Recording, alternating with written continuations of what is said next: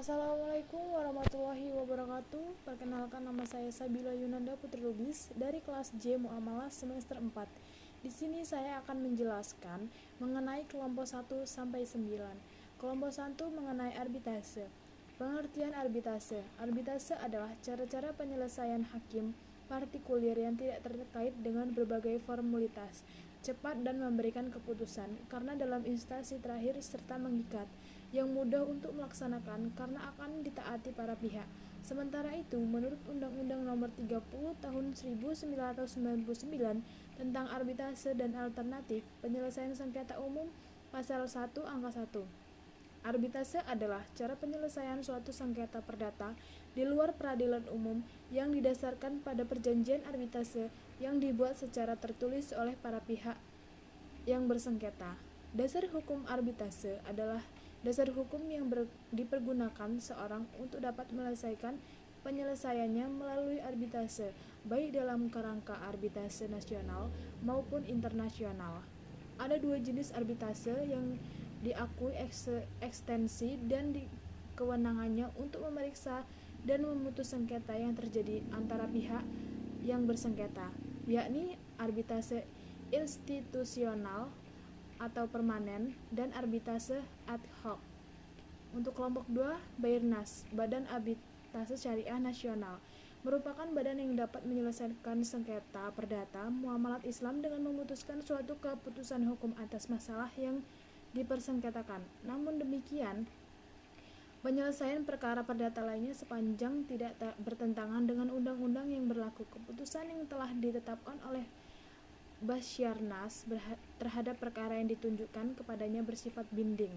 Namun demikian, pembatalan keputusan arbitrase dapat dilakukan sesuai dengan Undang-Undang Nomor 30 Tahun 1999 tentang arbitrase dan alternatif penyelesaian sengketa, penetapan syarat-syarat arbitrase dan penyelesaian sengketa perdata atau muamalah Islam melalui Bayyarnas dimaksudkan untuk meningkatkan kinerja lembaga tersebut masa yang akan datang. Bayyarnas telah membuktikan dalam penyelesaian masalah yang diajukan dan telah memutus perkara yang memenuhi rasa keadilan para pihak. Dengan demikian, hukum arbitrase Islam Bayyarnas dapat menjadi alternatif penyelesaian sengketa bisnis di mana mendatang dan mempunyai peran yang sangat penting.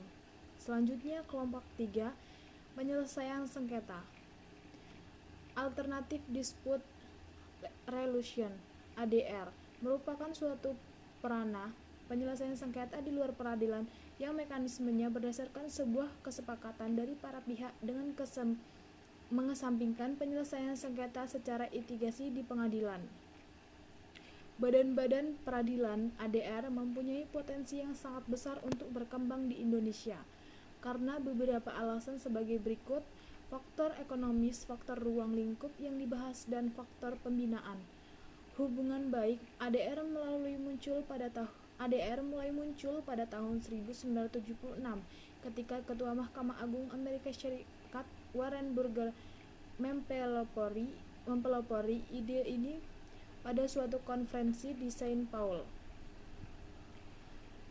pada awal tahun 1970, di mana saat itu banyak pengamat dalam bidang hukum dan masyarakat akademis mulai merasakan adanya keprihatinan yang serius mengenai efek negatif yang semakin meningkat dari litigasi di pengadilan.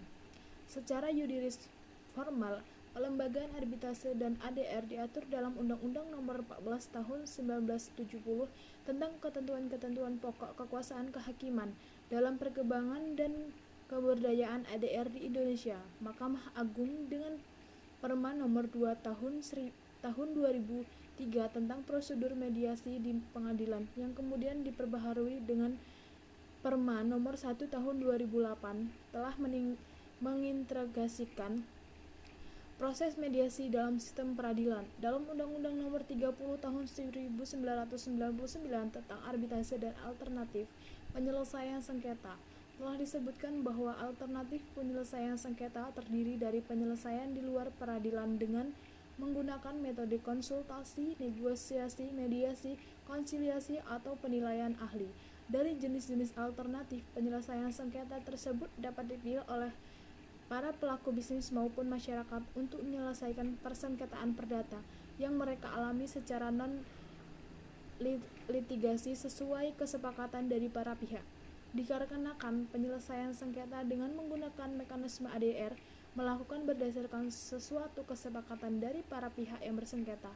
Oleh karena itu, bentuk putusan ADR atas sengketa yang terjadi pun timbul dari kesepakatan yang akan dikeluarkan oleh para pihak yang bersengketa tersebut.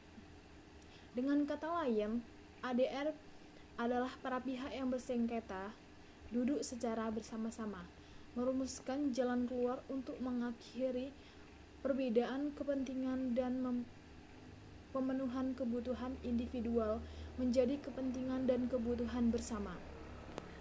Jalan keluar yang dirumuskan berisi penyelesaian yang memuaskan kedua belah pihak yang sedang bersengketa.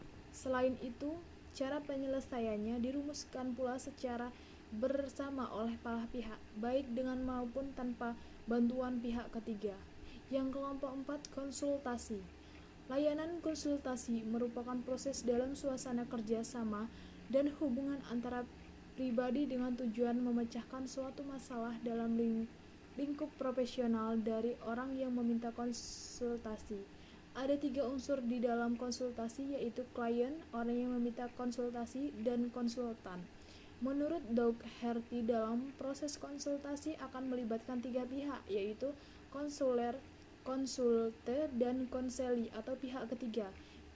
Ketiga pihak tersebut merupakan komponen layanan konsultasi yang menjadi syarat untuk menyelenggarakan kegiatan layanan.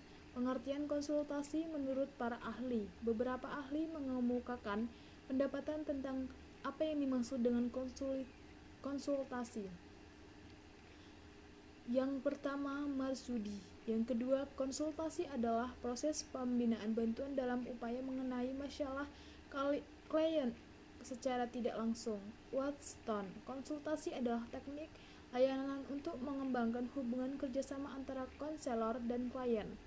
Yang kelompok 5, tentang negosiasi. Negosiasi merupakan komunikasi langsung yang didesain untuk mencapai kesepakatan pada saat kedua pihak memiliki kepentingan yang sama atau berbeda. Cara penyelesaian ini sangat cocok untuk masyarakat bisnis Indonesia. Mayoritas pengusaha Indonesia adalah pengusaha kecil dan menengah. Pada umumnya, mereka tidak terlalu memperdulikan kontrak, kurang begitu peduli terhadap bunyi klausal kontrak. Dalam benak mereka, cukuplah bagaimana melaksanakan transaksi tersebut. Mindsetnya seperti ini terbawa pula ternyata kemudian sengketa mengenai kontrak lahir. Mereka kurang peduli dengan apa yang ada pada konsul kontrak. Upayakan penyelesaian secara baik-baik secara kekeluargaan. Yang selanjutnya, kelompok 6, tentang mediasi. Peran mediator yang sering ditemukan ketika proses mediasi berjalan. Peran tersebut antara lain menimbulkan dan mempertahankan kepercayaan diri antara para pihak, menerangkan proses dan mendidik para pihak dan hal komunikasi, dan menguatkan suasana yang baik, membantu para pihak untuk menghadapi situasi atau kenyataan, mengejar para pihak dan proses dan keterampilan tawar-menawar, membantu para pihak mengumpulkan informasi penting dan menciptakan pilihan-pilihan untuk memudahkan penyelesaian problem. Mediator sebagai penengah dalam suatu proses mediasi mempunyai fungsi tersendiri sebagai seorang mediator. Fungsi yang dimaksud adalah sebagai berikut: memperbaiki kelemahan komunikasi antara para pihak yang biasanya ada hambatan dan sekat-sekat psikologis, dan mendorong terciptanya suasana yang konduktif untuk memulai negosiasi yang fair. Secara tidak langsung mendidik para pihak atau memberi wawasan tentang proses dan situasi negosiasi yang sedang berlangsung, mengklarifikasi masalah-masalah substansi dan kepentingan masing-masing para pihak. Yang selanjutnya, kelompok 7, yakni konsiliasi. Konsiliasi merupakan lembaga perdamaian, maka penyelesaian sengketa di luar peradilan diantaranya adalah dengan cara konsiliasi. Dalam Undang-Undang Nomor 30 Tahun 1999 memberikan suatu rumusan yang eksplisit atas pengertian atau definisi dari konsiliasi.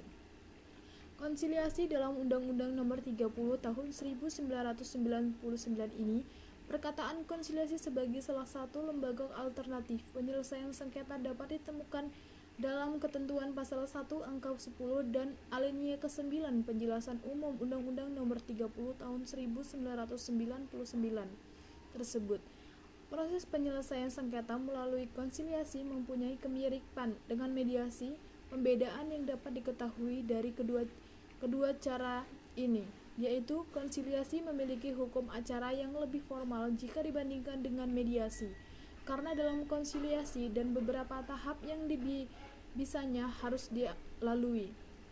Dalam konsiliasi, pihak ketiga atau konsiliator secara aktif memberikan nasihat atau pendapatnya untuk membantu para pihak menyelesaikan sengketa, sehingga para pihak memiliki kebebasan untuk memutuskan atau menolak syarat-syarat penyelesaian sengketa yang diusulkan.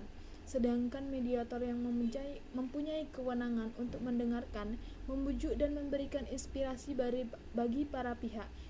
Mediator tidak boleh memberikan opini atau nasihat atau suatu fakta atau masalah kecuali diminta oleh para pihak. Penyebab munculnya sengketa adalah karena adanya ketidaksepakatan para pihak mengenai fakta. Untuk menyelesaikan sengketa ini akan bergantung pada penguraian fakta-fakta para pihak yang tidak disepakati. Tujuan dari penemuan konsiliasi adalah untuk membawa pihak yang berkepentingan untuk bersama-sama mencari jalan keluar untuk menyelesaikan perselisihan. Yang selanjutnya kelompok 8. Pendapat hukum. Jadi prosedur adalah serangkaian aksi yang spesifik, tindakan atau operasi yang harus dijalankan atau dieksekusi dengan cara yang baku agar selalu memperoleh hasil yang sama dari keadaan yang sama. Semisal produser kesehatan dan keselamatan kerja, produser masuk sekolah, prosedur berangkat sekolah, dan sebagainya. Dan legal opinion atau pendapat hukum adalah salah satu peran pekerja hukum yang memberikan konsiliasi hukum, yaitu memberikan pendapat hukumnya, baik digunakan untuk menghindari timbulnya sengketa maupun untuk menyelesaikan sengketa, baik secara lisan maupun tertulis, untuk orang yang membutuhkan atau klien. Yang terakhir kelompok 9, yaitu eksekusi, putusan arbitrase dan ADR. Eksekusi adalah putusan arbitrase nasional yang dilaksanakan berdasar penetapan kuota peradilan negeri ketua peradilan negeri atas permohonan salah satu pihak yang bersengketa. Karena badan arbitrase tidak memiliki perangkat jurusita, maka melaksanakan eksekusi atas putusan arbitrase nasional dilaksanakan oleh pengadilan negeri. Ketua pengadilan negeri dapat menolak permohonan eksekusi yang diajukan kepada apabila Ketua Pengadilan Negeri menilai bahwa putusan arbitrase nasional yang dimohonkan eksekusi tersebut tidak memenuhi ketentuan pasal 4 Undang-Undang Nomor 30 Tahun 1999 tentang arbitrase dan alternatif penyelesaian sengketa bertentangan dengan kesesuaian dan ketertiban umum. Apabila permohonan eksekusi atau putusan arbitrase nasional tersebut dipertimbangkan untuk dapat dikabulkan, maka ketentuan waktu paling lama 30 hari untuk menetapkan pelaksanaan eksekusi terhitung sejak didapatkannya permohonan eksekusi bisa menjadi hambatan, mengingat bahwa untuk melaksanakan putusan pengadilan oleh pengadilan negeri tersendiri dapat memakai waktu yang sangat lama. Selain hal tersebut, verset, perlawanan, penundaan eksekusi hingga penolakan terhadap eksekusi. Terima kasih. Wassalamualaikum warahmatullahi wabarakatuh.